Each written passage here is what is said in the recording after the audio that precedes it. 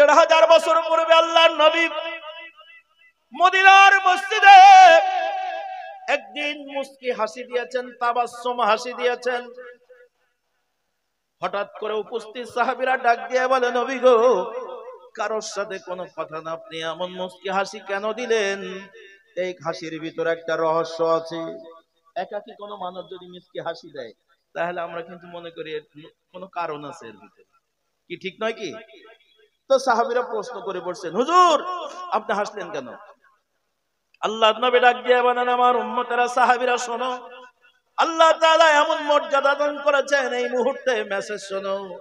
আমার উম্মতেরা, পৃথিবীর কোন জায়গায় যদি ১,০০,০০০ রাকাত নামাজ পড়ে, যে পরিমাণ সওয়াব হবে, মক্কার বাইতুল্লাহ কাবা ঘরে ১ রাকাত নামাজ পড়লে আল্লাহ তাআলা ১,০০,০০০ রাকাতের সওয়াব দান করে দিবেন।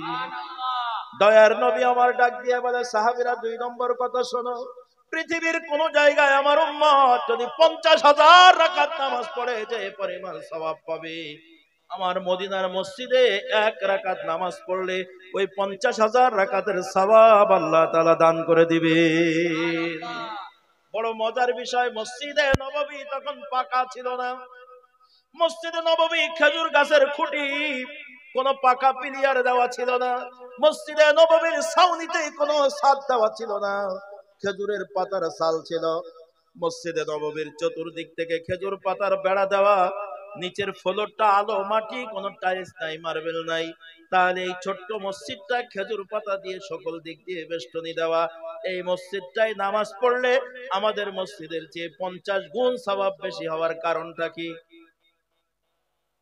কারণ হলো এই মসজিদে নববীতে আজান যখন দেওয়া হয়, যিনি আজান দেন উনিও জান্নাতি মানুষ। ইবাদতের কারণে আল্লাহ তাআলার কাছে জান্নাতের ঠিকানা তৈরি হয়ে গেছে। আজান দেওয়ার সাথে সাথে যারা নামাজে ঢোকে, হযরত আবু বকর, ওমর, ওসমান প্রমুখ সাহাবায়ে কেরাম, তারা ইবাদত করতে করতে এমন এক পর্যায়ে পৌঁছায় গিয়েছে, মসজিদে নববীতে যারাই নামাজে ঢুকছে অধিকাংশ জান্নাতি মানুষ হওয়ার কারণে আমার আল্লাহর কাছে ওই বিল্ডিং বড় দামি নয়, বরং মসজিদের এই স্থানটাকে আমার আল্লাহ তাআলা এত দামি বানিয়ে দিয়েছে। আপনার আমার মসজিদটা ১০ তলা বিল্ডিং হওয়ার চেয়ে যদি মসজিদের ভিতরে মুসল্লি বেড়ে যায়, আল্লাহওয়ালা মানুষ বেড়ে যায়, নামাজি মানুষ বেড়ে যায়, পরহেজগার মানুষ বেড়ে যায়, আমার আল্লাহর কাছে আপনার আমার মসজিদটা অত্যন্ত পছন্দনীয় হয়ে যায়। আজকের মাহফিলে আপনারা যারা আছেন, হৃদয়ের কান দিয়ে শুনে নিন, মসজিদ কমিটি কেন্দ্রিক মাহফিল। তাই মসজিদের উন্নয়নের জন্য ১ মিনিট কথা বলি, শোনেন। মসজিদের অবকাঠামো উন্নয়ন আলাদা জিনিস, আর মসজিদের উন্নয়ন আলাদা জিনিস। মসজিদের অবকাঠামো মানে বিল্ডিং, বালাখানা সবগুলো তৈরি করা, সুন্দর করা, এটা হলো মসজিদের অবকাঠামো। কিন্তু মসজিদের উন্নয়ন হলো মসজিদে মুসল্লি বাড়তে হবে। কথা আওয়াজ দিয়ে বলেন, ঠিক না বেঠিক? আজকের মসজিদ কমিটির কাছে, মাহফিলের আয়োজক কমিটির কাছে ২ মিনিট হাত ধরে অনুরোধ করব, আপনাদের মসজিদটা যদি দামি বানাইতে চান, এখানে যত মানুষ আছেন কারোর কথা কাজ হবে না, ইমাম সাহেবের কথা কাজে লাগে না। আমি ইমাম সাহেব যদি হই, মসজিদের মিম্বারে এমন কথা বলতে পারি না যেটা কমিটির লোক বলতে পারবেন। মসজিদের সভাপতি, সেক্রেটারি, ক্যাশিয়ার, আপনাদের গুরু দায়িত্ব মসজিদের উন্নয়ন। তাই সর্বপ্রথম উন্নয়ন হলো আগামী জুমার দিন সভাপতি, সেক্রেটারি এক বাক্যে দাঁড়িয়ে বলবে। এই মসজিদের ভিতরে যারা আছেন শোনেন, এই মসজিদ মহল্লায় কোন মুসলমান যদি বেনামাজি থাকে, নাম করা মুসলমান, বেনামাজি কোন মাইয়াতের জন্য মসজিদের একজন আলেম জানাজা পড়াবে না।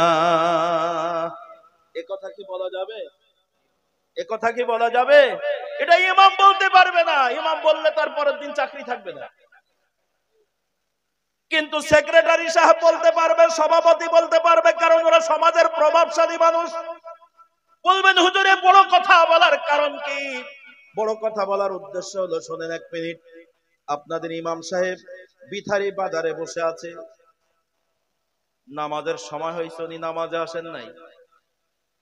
একজন মুসল্লি, মসজিদ এলাকার মুসল্লি দেখে আসছে ইমাম সাহেব বিথারি বাজারে বসে আছে।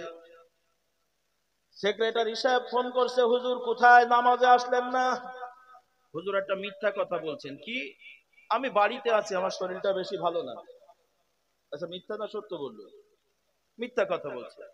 সেক্রেটারি সাহেবের সাথে মিথ্যা কথা বলছে, চাচাজি আমি বাড়িতে আছি, আমার শরীরটা খারাপ। এখন নগদের উপরে যেই লোকটা দেখে আসছে মুসল্লি, ও বলছে ও আল্লাহ আল্লাহ, এ কি হুজুর, আমি দেখে আসলাম বিতারির মোড়ে দাঁড়িয়ে আছে আর বলছে বাড়িতে অসুস্থ। একদম না সেক্রেটারি সাহেব, একদম ডাহা মিথ্যা কথা বলছে। এক পর্যায়ে প্রমাণ হলো ইমাম সাহেব মিথ্যা কথা বলেছে। বলেন তো ওই ইমাম সাহেবের পেছনে আর আপনারা নামাজ পড়বেন? আরে হ্যাঁ না বলেন না কেন? নামাজ পড়বেন না কেন? সবাই বলেন সোজা হবে, জোরে বলেন কেন? ইমাম সাহেব মিথ্যাবাদী প্রমাণিত হয়েছে, ঠিক তো? এইবার আসেন, আপনার সমাজের একজন বেনামাজি মারা গেল, বেনামাজিকে কবরস্থানে নিয়ে যাওয়া হলো। কবরস্থানে একজন না শত শত মানুষ থাকে। এমন মানুষের সামনে যখন মাইয়িতকে কবরে রাখা হয়, এমন সময় ইমাম সাহেব চিৎকার দিয়ে ডাকছে, এই সবাই এদিকে আসেন, সবাই এদিকে আসেন, দোয়া পড়েন। কি দোয়া? ইমাম সাহেব এখন বলছে কবরে রাখার সময় সবাই পড়েন বিসমিল্লাহি ওয়া আলা মিল্লাতি রাসূলিল্লাহ। বলেন এই দোয়া পড়া হয় কি হয় না? আরে কথা আওয়াজ দিয়ে বলেন হয় কি হয় না? আচ্ছা ইমাম সাহেব এখন এই শত মানুষের সামনে, ওই তো বিহারির একজন দেখে আসছে, সেক্রেটারি সাহেব সাথে শুধু বলছে চাচা আমি বাড়িতে অসুস্থ। একজনের সাথে মিথ্যা কথা বলছে, তাও প্রমাণ ভালো সহি হচ্ছে না। যেই লোকটা এসে বলছে, একজন মানুষ বলছে কথা উল্টে দেওয়া যায়, তারপরেও এইরকম রয় বয় করে খুঁটতে খুঁটতে দেখা গেল ইমাম সাহেব আসলে মিথ্যা কথা বলছে। বাড়ি ছিল না, অসুস্থ না, সুস্থ শরীরে বিথারির বাজারে বসে সময় নষ্ট করছে, নামাজে আসে নাই। এই মিথ্যা বলার অপরাধে তার চাকরি চলে গেল। কবরস্থানে ইমাম সাহেব এখন শত মানুষের সামনে বলছে একজন বেনামাজির জন্য কবরে রাখার সময় বিসমিল্লাহি ওয়া আলা মিল্লাতি রাসূলিল্লাহ, আল্লাহ তোমার নামে লোকটাকে সাক্ষী দিচ্ছি, এই লোকটা আল্লাহর রসুলের মিল্লাতের উপরে ছিল, লোকটার রসুলের আদর্শের উপরে ছিল। জোরে আওয়াজ দিয়ে বলেন কথা ইমাম সাহেব সত্য বললো না মিথ্যা বললো? আরো জোরে আওয়াজ দিয়ে বলেন। এক ওয়াক্ত নামাজ নাই, আল্লাহর নবীর আদর্শের ধার মানে নাই, লেনিনের আদর্শ মানে, কার্ল মার্কসের আদর্শ মানে, সুন্নাতের ইত্তেবা করে না।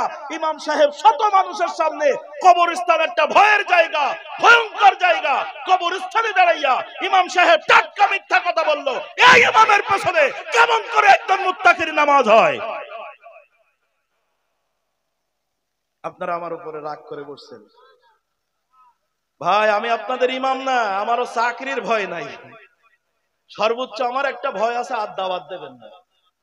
তো দাওয়াত দেন দেন, না দেন না দেন। দেখছেন দোকান ছোট কিন্তু বেচা কিনা খুব ভালো, টাইম নেই। তবে আল্লাহ রসুলের প্রিয় সাহাবী, জান্নাতের সার্টিফিকেট পেয়েছিলেন যিনি, খলিফাতুল মুসলিমিন ওমর ইবনুল খাত্তাব রাদিয়াল্লাহু তাআলা আনহু সূত্রে বর্ণিত, আল্লাহ রাসূল বলেছেন বাল্লিগু আন্নী ওয়ালাউ আয়া, তুমি যেটা জানো ওটা পৌঁছায় দাও, আমি শুধুমাত্র আপনাদের কাছে মেসেজ পৌঁছায় দিচ্ছি, মানা না মানা সব আপনাদের ব্যাপার। বলেন মসজিদ কমিটির সদস্য যারা আছেন তারা কি কথা বলতে পারবেন? ইমাম সাহেব মিথ্যা কথা বলবে না। কোন বেনামাজির জন্য কবরস্থানে যাইয়া বিসমিল্লাহি ওয়া আলা মিল্লাতি রাসূলিল্লাহ টাটকা মিথ্যা কথা ইমাম সাহেব বলবে না।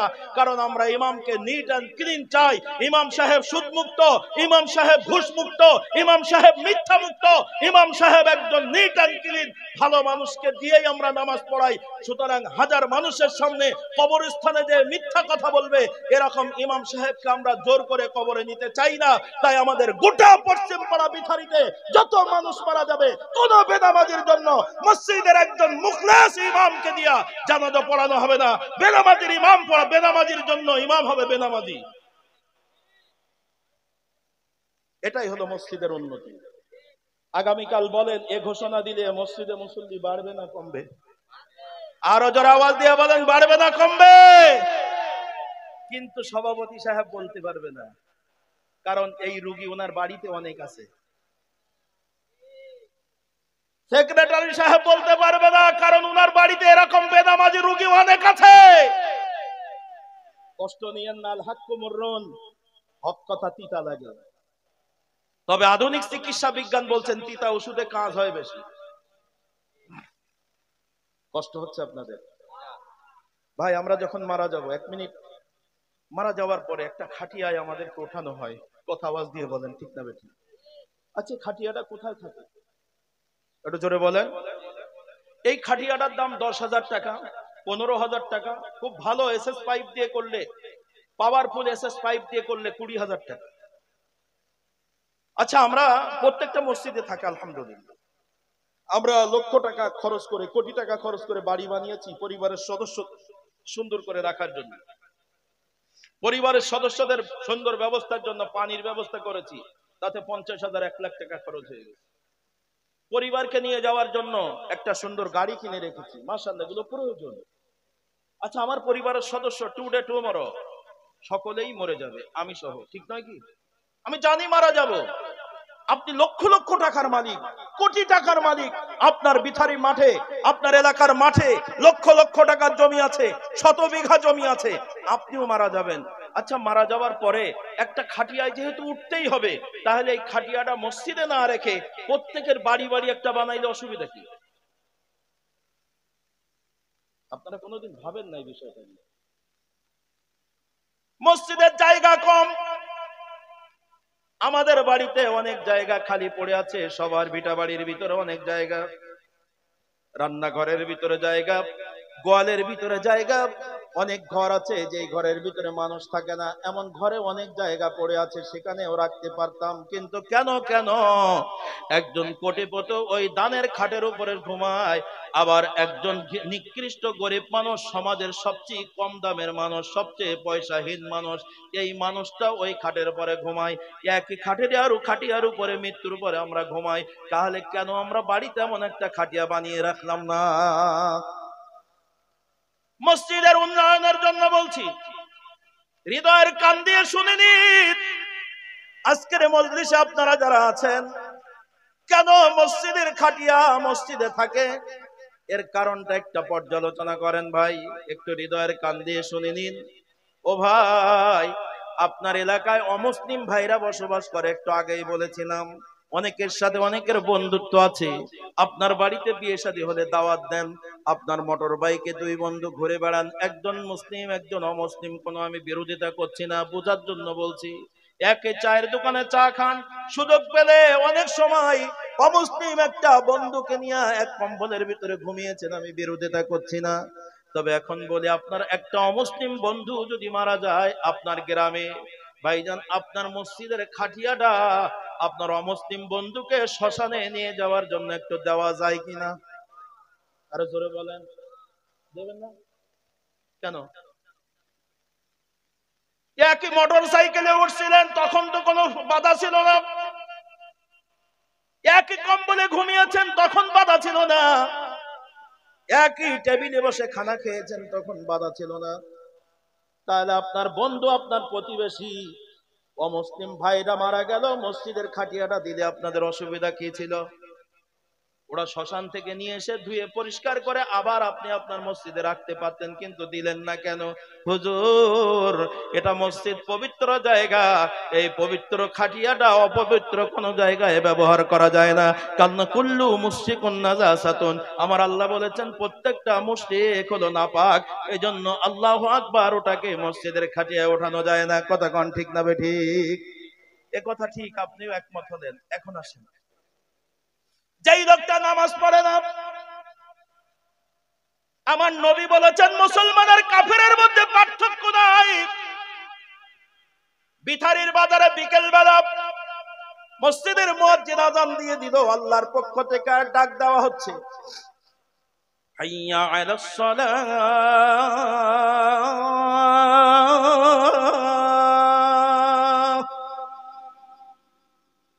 আযানের ধ্বনি আপনার এলাকার মুসলিম ভাই শুনলো, শোনার পরে কানটা ঝাড়া দিল। কেন? উনি ওনার মনের দিক থেকে বলছে এটা মুসলমানদের নামাজের জন্য ডাকা হয়েছে, আমাদের জন্য নয়।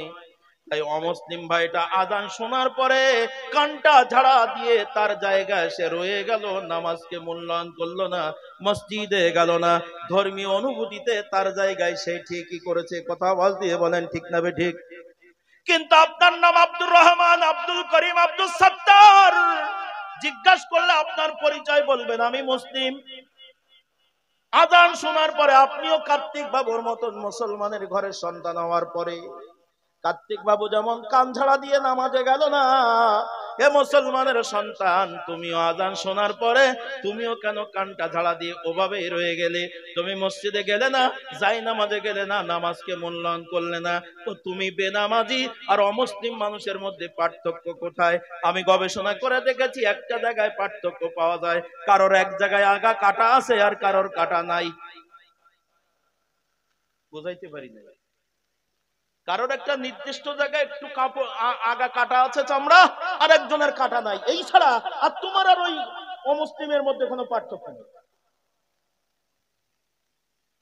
তো আজকের মজলিসে যারা আছেন সদা অবগতির জন্য জানাই, বিথারি পশ্চিম পাড়া জামে মসজিদের উন্নয়ন কালকে দেখতে চাই।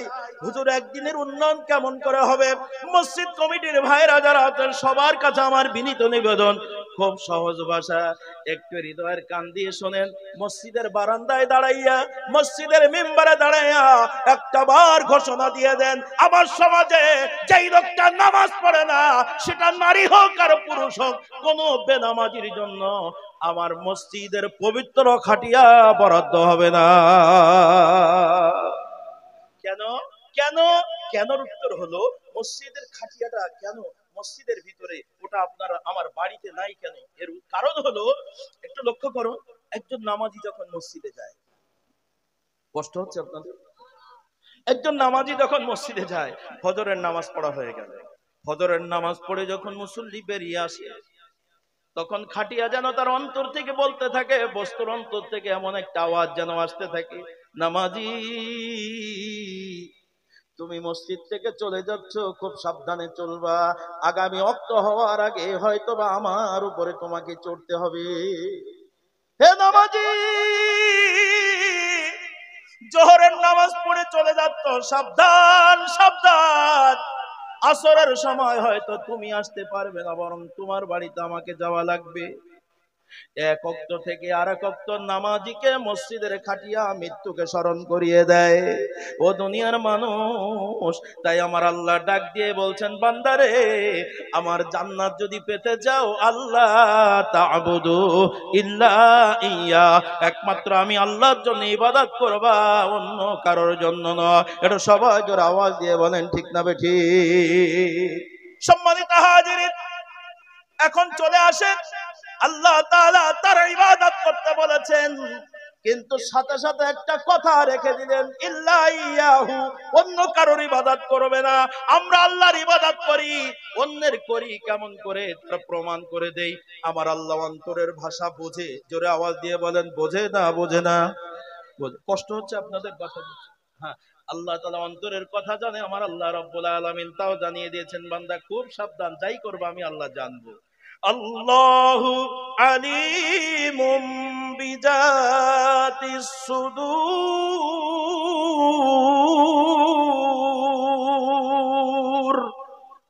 আল্লাহ বলেন, বান্দা আমি তোমার অন্তরের খবর জানি।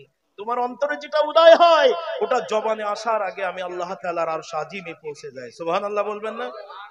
যদি আটলান্টিক মহাসাগরের অতল তলদেশে ছোট্ট একটা শৈবাল পোকা খোদার যাতনায় পাথরের কণা ধরে কান্নাকাটি করে, পৃথিবীর কোন প্রাণী ওই কান্নার আওয়াজ শুনতে না পেলেও স্বয়ং আল্লাহ রাব্বুল আলামিনের আরশ আজিম পর্যন্ত তা পৌঁছে যায়।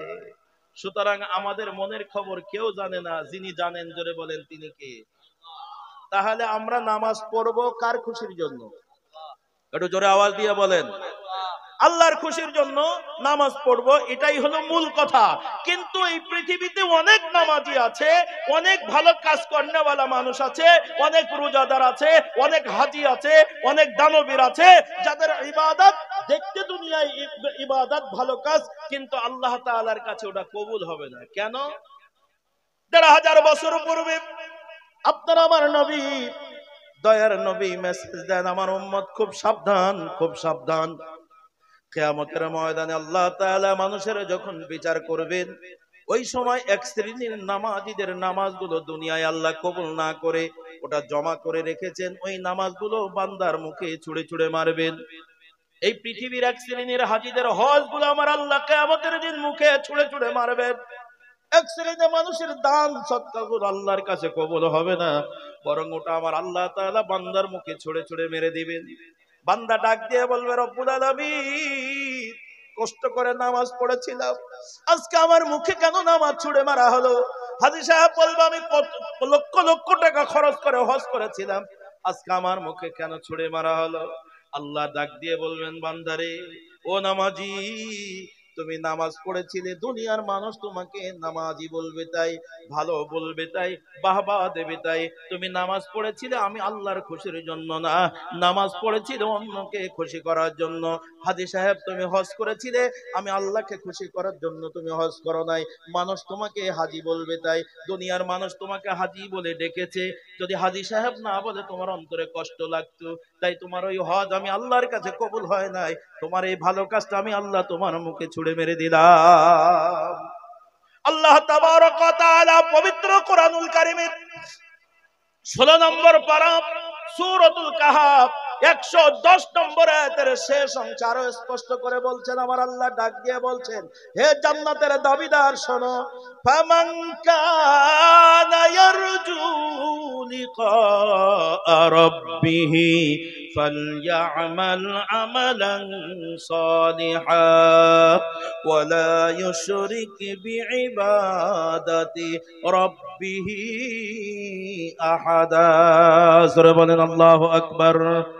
আল্লাহ তাবারক ওয়া তাআলা ডাক দিয়ে বলছেন, ফামান কানা ইয়ারজু লিকা রাব্বিহি, হে বান্দা, আমি আল্লাহর জান্নাত চাও, আমি আল্লাহর দিদার যারা পেতে চাও। ১৫০০ বছর পূর্বে সাহাবায়ে কিরাম জিজ্ঞাসা করেছিলেন, নবী গো, আল্লাহ তাআলার দিদার পাওয়া যাবে কোথায়? আল্লাহর সাক্ষাৎ সরাসরি ফ্রেশ ভাবে পাওয়া যাবে কোথায়? আল্লাহ নবী বলেন, কিয়ামতের ময়দানে আল্লাহ রাব্বুল আলামিন যখন বিচার করবেন, বিচার ফয়সালা শেষ হওয়ার পরে একদল মানুষ কর্মের কারণে জান্নাতি হয়ে যাবেন, আর একদল মানুষ কর্মের কারণে জাহান্নামী হয়ে যাবেন। জান্নাত জাহান্নাম যখন সাবেত হয়ে যাবে, জান্নাত জাহান্নাম যখন ফাইনাল হয়ে যাবে, আমার আল্লাহ রাব্বুল আলামিন এমন সময় বিচারকের সিংহাসন থেকে নেমে জান্নাতের ভিতরে ঢুকবেন এবং জান্নাতি মানুষদেরকে ডেকে ডেকে ডেকে ডেকে আমার আল্লাহ মধুর সুরে গল্প করবেন। তাফসীরের ভিতরে মুফাসসিরিন কিরামগণ তাই বলছেন, ফামান কানা ইয়ারজু লিকা রাব্বিহি, আমার আল্লাহ বলেন, বান্দা আয় আয় আয়, আমি আল্লাহর দিদার যারা পেতে চাও, অর্থাৎ আমি আল্লাহর জান্নাত যারা পেতে চাও, আজকের পিঠারি পশ্চিম পাড়ার মাহফিলে একজন মানুষও জাহান্নাম চান নাই, সব মানুষগুলো জান্নাত চেয়েছেন। আপনার আমাকে সবাইকে আমার আল্লাহ তাআলা উদ্দেশ্য করে ডাক দিচ্ছেন, বান্দা আয়, আমি আল্লাহর দিদার যদি তুমি পেতে চাই, রে বান্দা আসো, ও বান্দা আসো, আমি আল্লাহর জান্নাত যদি পেতে চাও, আমি আল্লাহর সাক্ষাৎ যদি পেতে চাও, তাহলে শর্ত হলো ফালইআমাল আমালান সালিহা, তোমরা অবশ্যই নেকির কাজ করবা, তোমরা অবশ্যই ভালো কাজ করবা, অবশ্যই তোমরা ইবাদত করবা, নামাজ পড়বা, রোজা রাখবা, হজ করবা, যাকাত দিবা, দান সদকা করবা, জনকল্যাণমূলক কাজ করবা, মানব সেবা করবা। তবে সাবধান, তবে সাবধান, তবে সাবধান, যখনই কোনো ভালো কাজ করবা, যখনই কোনো নেকির কাজ করবা, ওয়ালা ইউশরিক বিইবাদাতি রাব্বিহি আহাদা, আমার আল্লাহ ডাক দিয়ে বলেন, বান্দারে খুব সাবধান, এই ইবাদতটা যেন, নেকির কাজটা যেন, ভালো কাজটা যেন আমি আল্লাহকে খুশি করা বাদ দিয়া অন্য কারোর খুশির জন্য না হয়। আজকের মাহফিলে আমরা যারা আছি, যারা নামাজ পড়ি না, তারা তো এখনো জান্নাতের আশাই করতে পারি না। এখন আসেন আমরা যারা নামাজ পড়ি, একটু জোরে আর একবার আওয়াজ দিয়ে বলেন তো, নামাজ পড়বো কার খুশির জন্য? আমার আল্লাহ তাই বলছেন, ওয়াকাদা রাব্বুকা, আমি তোমার জীবনের মালিক, তোমাকে নির্দেশ দিচ্ছি, আল্লাহ তা'বুদু ইল্লা ইয়া, একমাত্র আমি আল্লাহর জন্য ইবাদত করবা, অন্য কারোর জন্য নয়। এখন আমি প্রমাণ করে দেব, অনেকের নামাজ আল্লাহর জন্য হয় না, তার প্রমাণ দেখেন। আজকের মজলিসে আমরা যারা আছি, ভাইজান সারা সপ্তাহ নামাজ নাই, যদি বাড়িতে নামাজি মুসল্লি আসে, তাহলে অনেক মানুষ নামাজ পড়ে। যেমন বিথারি পশ্চিম পাড়ায় আমাকে চা দিচ্ছে, গরম পানি দিলে ভালো, চা তো সবার লোভ হবে, আমি খাবো। আল্লাহ রসুল বলেছেন, লোভনীয় জিনিস সবার সামনে খাওয়া ঠিক নয়। জি গরম পানি দিয়ে না, চা দরকার নেই। লোভনীয় জিনিস সবার সামনে খাওয়া এটা শরীয়তে নিষেধ। এখন আপনারা আবার কি চা চেয়েই বসবেন নাকি? কমিটির লোকজন কষ্ট করে আয়োজন করেছে, চাটা আজকে আর আমরা খাবো না। আমিও ছেড়ে দিলাম, আপনারাও ছেড়ে দেন। একটু জোরে আওয়াজ দেন, নারায়ে তাকবীর। আর একটু জোরে আওয়াজ দেন, নারায়ে তাকবীর। আল কোরআনের সৈনিক আমি, নেই তো কোনো ভয়। আল কোরআনের সৈনিক আমি, নেই তো কোনো ভয়। এক আল্লাহর গোলাম আমি, এই তো পরিচয় আমার, এই তো পরিচয়। এই পৃথিবীর সবই নকল, এই পৃথিবীর সবই নকল, আসল কিছুই নয়। এক আল্লাহর গোলাম আমি, এই তো পরিচয় আমার, এই তো পরিচয়। নারায়ে তাকবীর। আমি বুঝাইতে চাচ্ছিলাম, আমরা যারা নামাজি, অনেকের নামাজ আল্লাহর কাছে কবুল হবে না। ওই নামাজগুলো কিয়ামতের ময়দানে আমাদের মুখে আমার আল্লাহ ছুঁড়ে মারবেন। যদি বুঝতে চান, প্রমাণ নিতে চান, ভাইজান অন্তরের দিকে তাকান। আবারও বলেন, আমাদের অন্তরের খবর কেউ জানে না, যিনি জানেন জোরে বলেন তিনি কে? হ্যাঁ। এখন আসেন বিথারে পশ্চিম পাড়ার, আল্লাহু আকবার, আপনার বাড়ি। মেয়ে বিয়ে দিয়েছেন মনে করেন, আল্লাহু আকবার, বসিরহাট। এখন বসিরহাট যেখানে মেয়ে বিয়ে দিয়েছেন, মেয়ের শ্বশুর হাজী সাহেব, নামাজি মাওলানা সাহেব, বিথারি আসছে বিয়ার বাড়িতে, ছেলের শ্বশুর বাড়ি। আমার ভাষা ঠিক আছে তো? হ্যাঁ। এখন আসেন, বিথারি যখন আসছে, এখন মাওলানা সাহেব, হাজী সাহেব মানুষ বিয়ার বাড়িতে আছে। হঠাৎ করে দুপুর বেলা আজান দিয়েছে মসজিদে। আল্লাহু আকবার, আল্লাহু আকবার। বিয়াই নামাজি মানুষ তো, বিথারির বিয়াইকে ডাক দিচ্ছে, বিয়াই। একসাথে 3-4 জায়গার আজান শুনলাম, পশ্চিম পাড়া, পূবের পাড়া, উত্তর পাড়া, দক্ষিণ পাড়া, এখানে অনেক আজান শোনা যায় কি যায় না বলেন? যে বিথারি এমন একটা জায়গা, একই সাথে এট আ টাইম অন্তত 10টা মসজিদের আজান শোনা যায়। এটা কথা আওয়াজ দিয়ে বলেন, ঠিক না বেঠিক?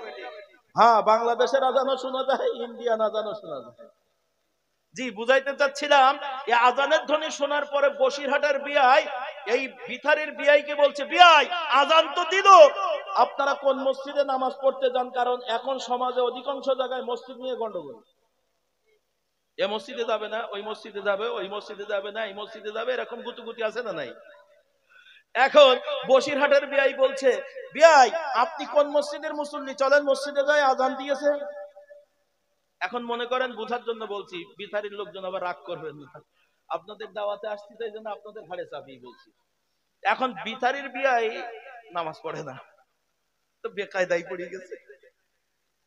এখন তাড়াতাড়ি বাড়ির ভিতরে ঢুকছে, ঢুকে বলছে, ফাতেমার মা, মনে করেন বিথারির ওই যে লোকটা মেয়ে বিয়ে দিয়েছে, মেয়ের নাম ফাতেমা, নামে নামে মিলে গেলে তোমরা রাগ করেন না ভাই।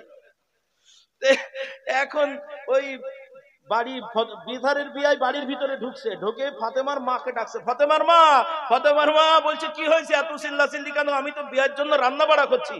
বলছে, রান্না বাড়া তো করছি, বিপদে পড়ছি। বলছে, কি বিপদ? বলছে, বিয়াই মসজিদে যেতে বলছে, কাপড় চোপড় ধোয়া আছে। আচ্ছা বলেন, যে লোকটা নামাজ পড়ে না ওর কাপড় কি পাক থাকে? আরো জোরে আওয়াজ দিয়ে বলেন, পাক থাকে? যেই লোকটা নামাজ পড়ে না, দেখবেন তার চরিত্র আর সমাজের কিছু কুকুরের চরিত্র একই রকম। পেশাবের ক্ষেত্রে কুত্তা রাস্তা দিয়ে হাঁটতে হাঁটতে যদি পেশাব লাগে, যে কায়দায় মেরি দিয়ে শেষ করে, কিছু বেনামাজি ওরা একই কায়দায় অমুসলিমদের মতন কোয়ালিটিতে পেশাব করে বেরিয়ে যাচ্ছে, চিনাই যায় না এটা কোন কায়দার মানুষ। আপনাদের এলাকায় ওরকম খারাপ লোক নাই? আর খারাপ বলি শেষে মরবো আমি, আমার এখন বেরিয়ে দিতে হবে, আমি বহুত দূর যাবো। জি ভাই, এখন বিপদে পড়ছে, আর ও লোক জানে যে নামাজ পড়ার জন্য কাপড় পাক দরকার হয়, 13টা ফরজের একটা ফরজ হলো কাপড় পাক। তা এখন ফাতেমার মা, অধিকাংশ ক্ষেত্রে দেখবেন বাড়িতে পুরুষের চেয়ে মহিলাদের নামাজের সংখ্যা বেশি। আপনার গ্রাম জরিপ করে দেখবেন, পুরুষের চেয়ে মেয়েরা নামাজের সংখ্যা বেশি, বেশি পড়ে না, সংখ্যাই বেশি। তো এখন ফাতেমার মা নামাজি মানুষ, বলছে, তোমার বারবার বলি নামাজ পড়তে, পড়ো না, ঠেলা নাও। তোমার বিয়ে এখন নামাজে ডাকছে, তাই তুমি নামাজ পড়তে যাও, আর আমাদের কথা শোনো না, নাও সামলাও ঠেলা। তুমি চিন্তা করো না, ওই শোকেসের মধ্যে আলমারির মধ্যে ঈদের সময় যে নতুন লুঙ্গি কিনেছিলে, ওই লুঙ্গি আর পাঞ্জাবি গোছানো আছে, ওইটা পরে যাও। তো এখন বিয়ের উদ্দেশ্য নিয়ে নতুন কাপড় চোপড় যা ছিল সেটা পরে বিয়ের সাথে নামাজে যাচ্ছে, মাথায় টুপি, গায়ে সুন্দর জামা। দুই বিয়াই মসজিদে নামাজ পড়তে গেল, নামাজ পড়া শেষ হয়ে গেছে, এখনো রান্না বাড়া কিছু বাকি। এই মনে করে বিথারের বিয়াই বসিরহাটের বিয়াইকে ডাক দিয়ে দেখাচ্ছে, বিয়াই এই যে দেখেন শিশু গাছটা, এটা আমার জায়গায়। কথা বুঝতে পারছেন না? কারণ নতুন বিয়াই আসছে, ওখান থেকে কিছু হেডাম দেখাতে হবে। একটু মুখ ঘুরেই বলে এই এলাকার জমি সব আমাদের। একটু পরে করেন দিন, মোটে নামাজ পড়তে যাচ্ছিল না, এখন বলছে আল্লাহ। সব কিছু গল্প করছে, দুই বিয়ার মাথায় টুপি, গায়ে সুন্দর জামা। আমি বুঝাইতে চাচ্ছিলাম, এখন আপনি তাকিয়ে দেখেন, দুই বিয়ার মাথায় টুপি, দুইজনের গায়ে জামা, একই ইমামের পেছনে নামাজ পড়েছে, একই মসজিদ থেকে নামাজ পড়েছে, রাকাতের কম বেশি নাই, সিজদার কম বেশি নাই। ও ভাইজান বলেন দেখে, দুইজনকে আল্লাহর খুশির জন্য এখন নামাজ পড়েছে? এটা জোরে বলেন। যেই লোকটা আযান দেওয়ার সাথে সাথে নামাজের জন্য মসজিদ খুঁজেছিল, আমরা এখন ধরে নিতে পারি লোকটা আল্লাহর সন্তুষ্টির জন্য নামাজ পড়েছে। আর যেই বিয়াইটা এখন না গেলে বিয়াই রাগ করবে, এই নামাজটা পড়েছে। বলেন তো দেখি, দুইজনের নামাজ কি একরকম? মুসলিম শরীফের হাদিস, বুখারীর হাদিস, হাদিসটা মুত্তাফাকুন আলাইহি। আল্লাহর নবী বলেন, লা তাদখুলুল জান্নাতা রিয়াউন, লা তাদখুলুল জান্নাতা রিয়াউন, লা তাদখুলুল জান্নাতা রিয়াউন। আল্লাহর নবী বলেন, লোক দেখানো ইবাদতকারী কখনো জান্নাতে যাবে না।